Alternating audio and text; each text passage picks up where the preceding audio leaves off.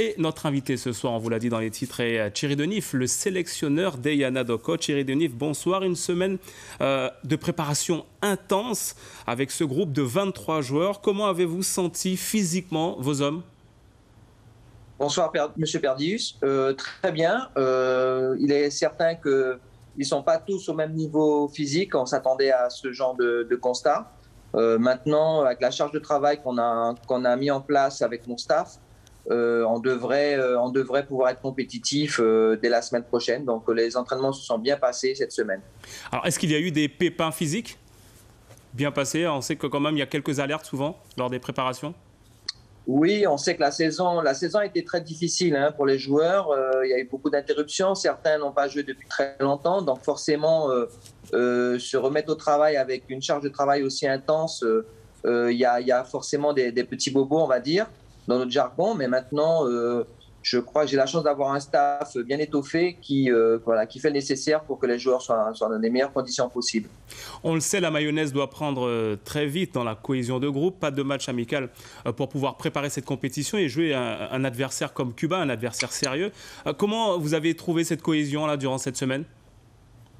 C'était l'objectif justement de ce regroupement avec des séances sur certains jours avec 2 séances, une le matin basée sur une dominante plus athlétique et l'après-midi sur une dominante technique, afin effectivement de trouver cette cohésion. Je pense que l'avantage, c'est que ces joueurs se connaissent, ils se sont déjà regroupés ensemble, donc il n'y a pas de nouveaux joueurs dans l'effectif qu'on a pu construire.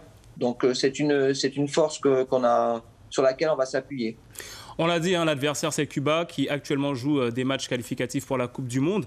Un adversaire sérieux. Est-ce que vous avez étudié cette équipe avec vos joueurs et qu'est-ce qui se dit et comment est cet adversaire Cuba?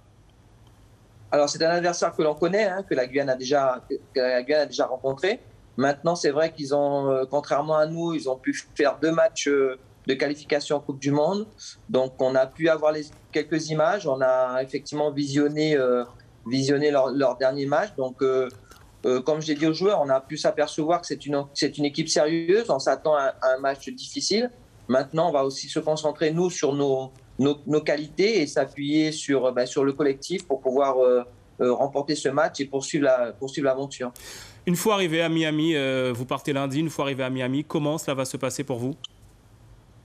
Eh bien, une fois arrivé à Miami, nous prenons effectivement la destination de Miami dès lundi.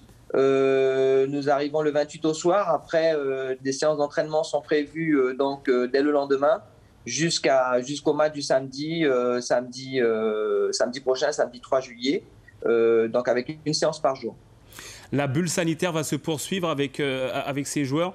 Est-ce que toutes les conditions sont réunies? Est-ce que vous avez tout préparé une fois arrivé du côté de Miami? Oui, tout à fait. On a fait le nécessaire déjà dès maintenant, dès le regroupement samedi dernier. Notamment, encore aujourd'hui, on a dû faire des tests Covid pour l'ensemble de la délégation et les transmettre à la CONCACAF, conformément à leur règlement. Également, en arrivant lundi, on a aussi un test à faire. Donc voilà, tout est fait pour que, effectivement, que les joueurs soient dans les meilleures conditions et qu'on puisse pouvoir évoluer samedi prochain sans ce problème lié à la crise sanitaire. Thierry Denif, on rappelle que vous êtes le sélectionneur d'Eyana Doko et que vous vous envolez donc ce lundi 28 juin pour Miami afin de disputer ces matchs de barrage. Merci d'avoir répondu à notre invitation ce soir. Merci, Monsieur Perdius.